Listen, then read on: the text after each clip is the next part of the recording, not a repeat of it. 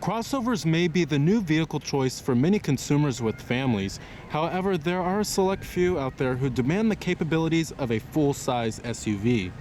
Ford's Expedition has long been a prime choice for people looking for a rugged and tough SUV that could tackle pretty much anything that's thrown at it. So let's go ahead and take a closer look and check out this 2017 Ford Expedition.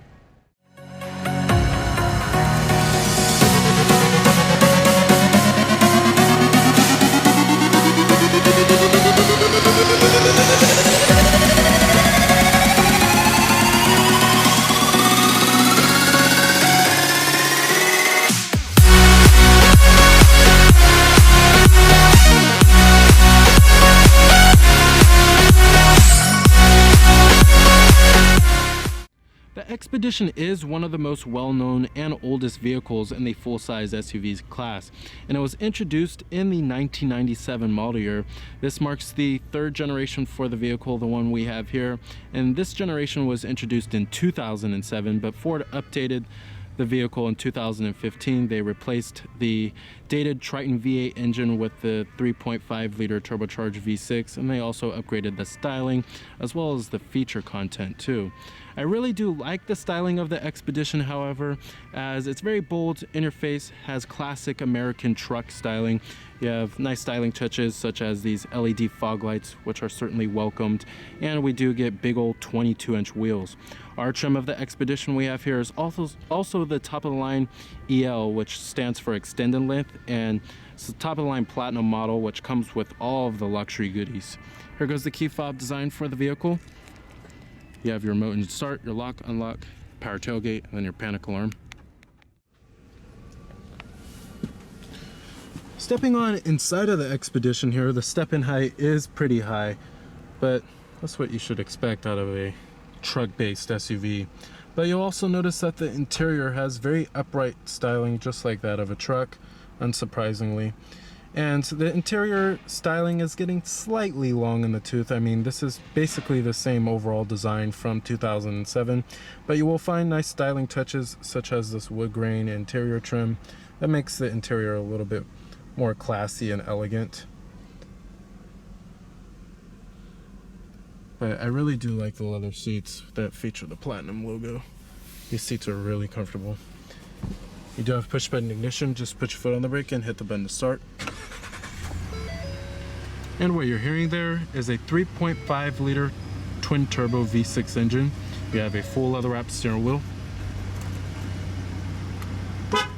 Coming to your transmission, 6-speed automatic transmission here.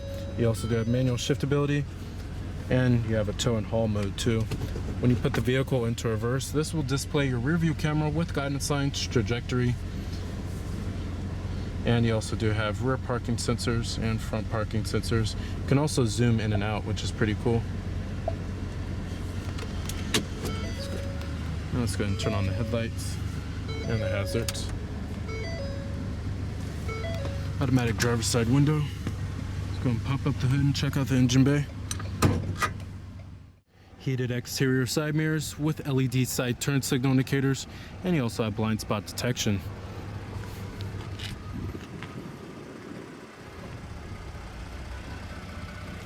.22-inch alloy wheels.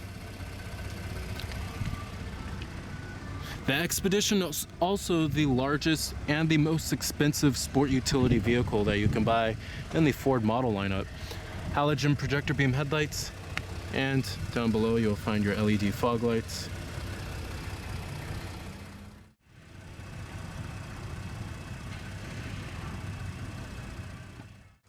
Powering the Expedition here is a 3.5 liter twin turbo V6 engine. However, most vehicles in the full-size SUV class use a V8 powertrain, but the Expedition here produces 365 horsepower and 420 pound-feet of torque, with EPA estimates being a pretty reasonable 15 in the city and 19 on the highway for our Expedition EL with four-wheel drive. I mean, this is a fairly large vehicle here, and it could tow up to 9,200 pounds, which is pretty average for the class. But overall, you'll find that this powertrain is pretty quick, and there really isn't no need for a V8 engine for the Expedition. And you'll also find this same powertrain with the Lincoln Navigator. Competitors of the Expedition, you have the vehicles in the full-size SUV class. This includes the likes of the Toyota Sequoia, Nissan Armada, and you also do have the Chevrolet Tahoe and Suburban, as well as the GMC Yukon.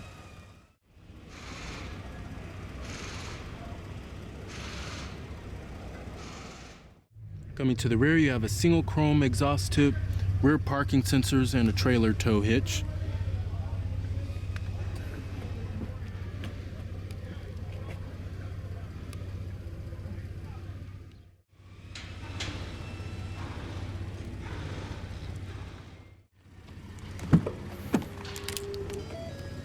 All your basic power necessities, including power windows, power door locks, and power mirrors. They also do power fold and chrome interior door handles.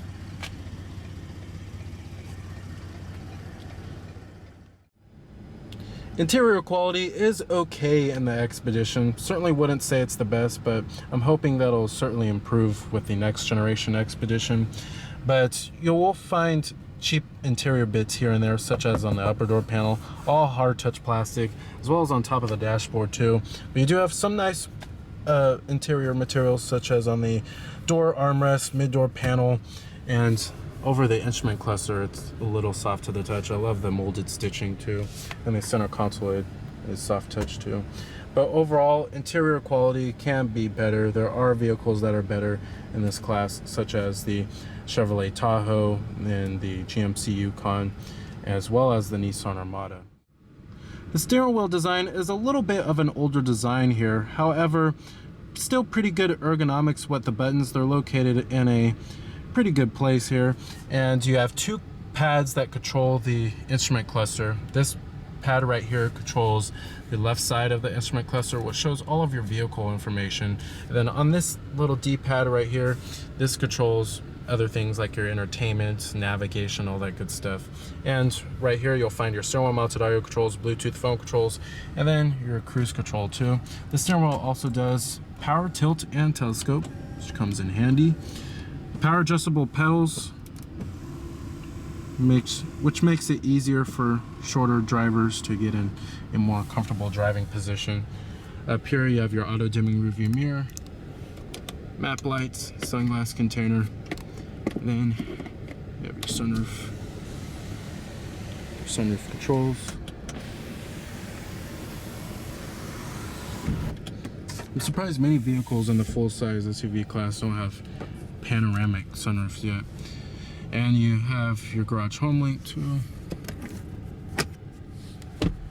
Down here you also do have a little storage cubby, dual cup holders, and your center console.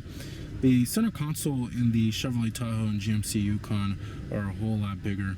You have two USB charging ports, as well as a 12-volt power outlet, and a little storage pocket right here. At least it's soft to the touch.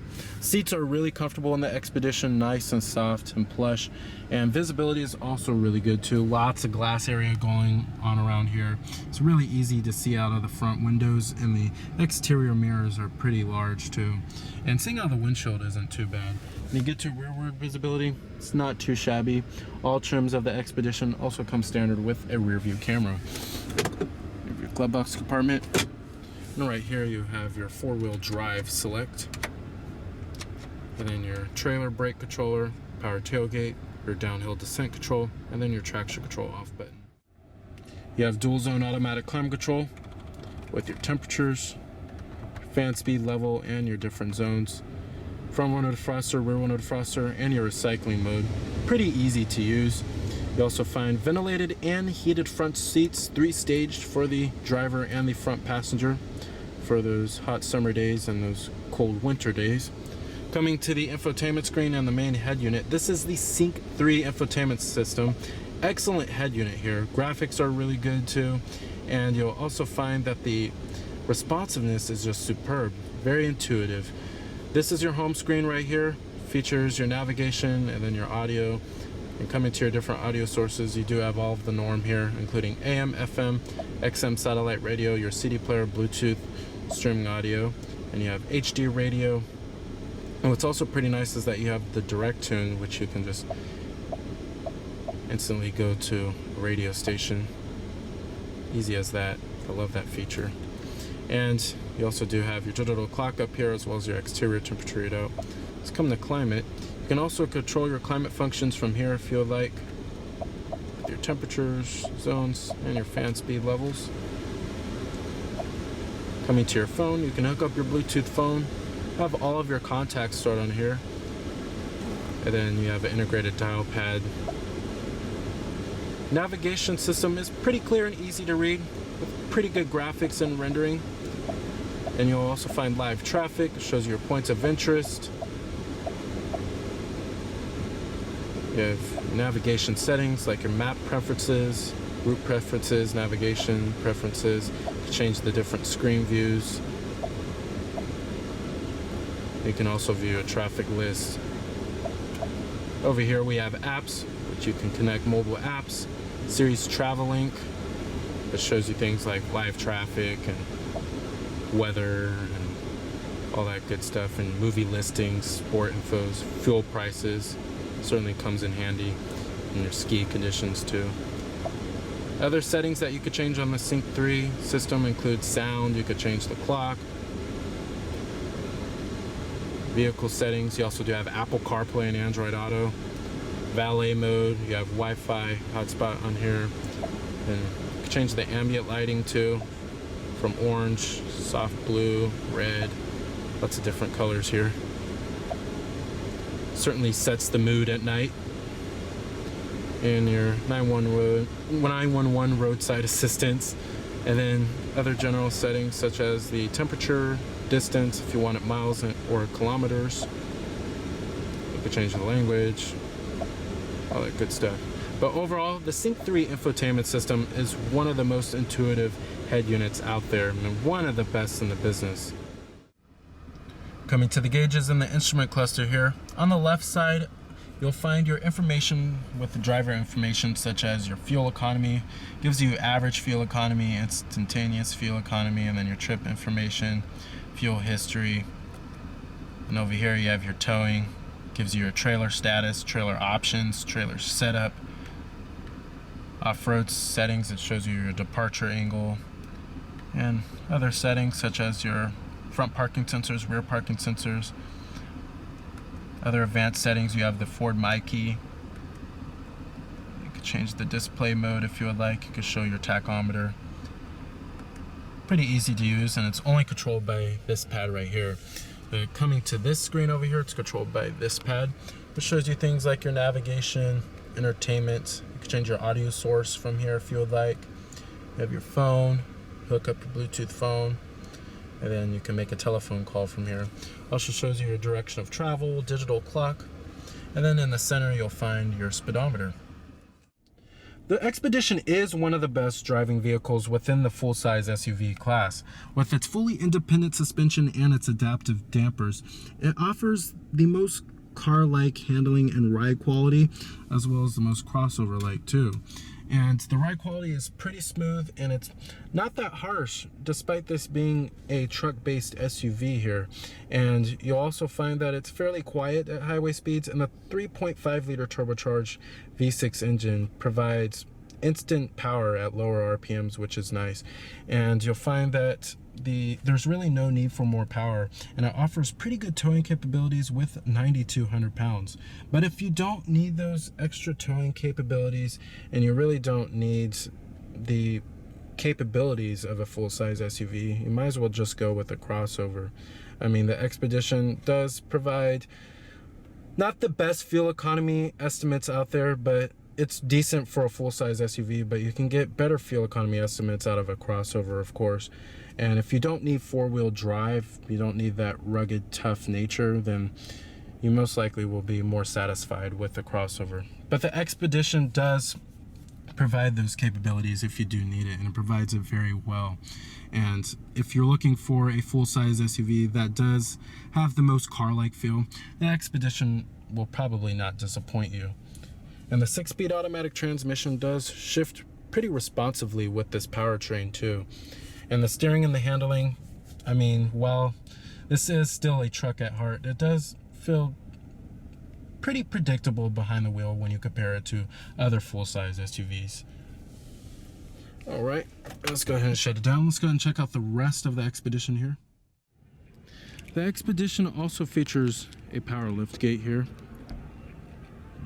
And of course, when you get the extended length version of the Expedition, you do get much more cargo space. And the Expedition was also one of the very first vehicles to ever offer power folding third row seats when the second generation came out in 2003.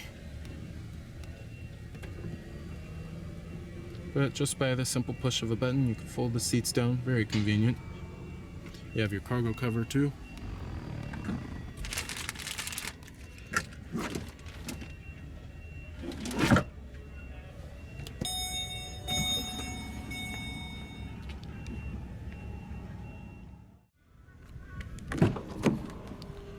Interior quality does follow through in the rear, and you can also fold down the second row seats, of course. You can opt for second row captain's chairs, or you can go for full bench seating in the Expedition if you would like. But back here you will find a decent amount of legroom. Headroom isn't too bad, and you have a 110 volt power outlet, rear AC controls, and 2 staged heated rear seats. Seats are pretty comfortable back here too. I mean, I thought I was going to be disappointed with thigh support, but it's actually not too bad.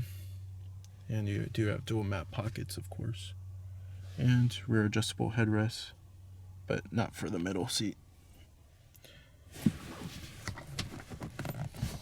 You can also just fold the middle seat down if you would like. All right. So with its car-like ride quality, its powerful powertrain that offers reasonable fuel economy and quick acceleration, and its vast amount of cargo space, the 2017 Ford Expedition is still a pretty good choice for a full-size SUV, despite this not being fully redesigned from the ground up since 2003. So remember that this is Cameron Birch from Cameron's Car Reviews.